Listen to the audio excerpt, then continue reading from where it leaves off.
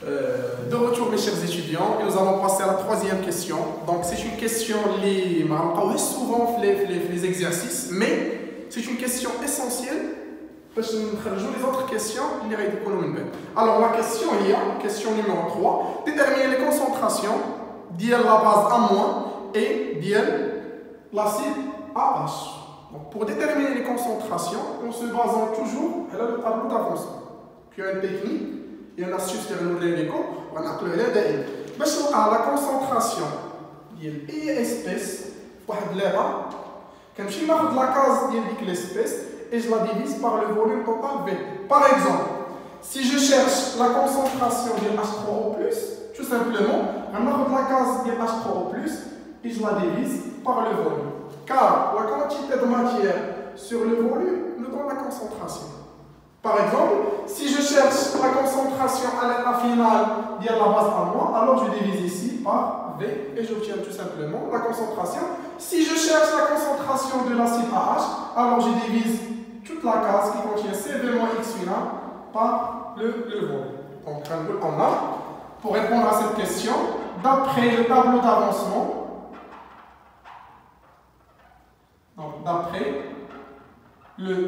d'avancement, si je remarque ici les deux cases de la base et de H3O+, donc je remarque que la concentration de A- est X final sur V et la concentration de H3O+, est X final sur V. Alors les deux concentrations, les deux produits A- et H3O+, sont égaux. Donc j'écris concentration A- à l'état d'équilibre égale concentration H3O+ à l'état d'équilibre égale X final sur V.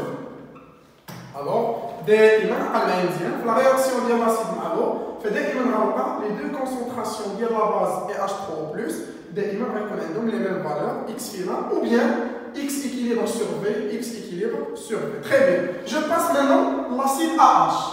Alors, la concentration de l'acide AH, là, je dis les formes différentes. Donc, j'écris d'après le tableau d'avancement la concentration de l'acide AH. Donc, je vais indiquer la case diélo. Indique CV moins X final sur V. Très bien. Donc, si je divise la quantité de matière par le volume, j'ai dit qu'on va obtenir la concentration. Alors, on sait qu'il a indiqué A moins B sur C. Je divise le quotient, j'obtiens A sur C moins B sur C. Je vais pour développer le calcul. Donc, si indique CV moins X sur V, il y a CV moins X final sur V sur V. Très bien. Alors, je vais indiquer V, ça simplifie avec V. Je vais C moins, je vais X final sur V. Deuxième, alors une remarque pertinente, X final sur V égale H3+.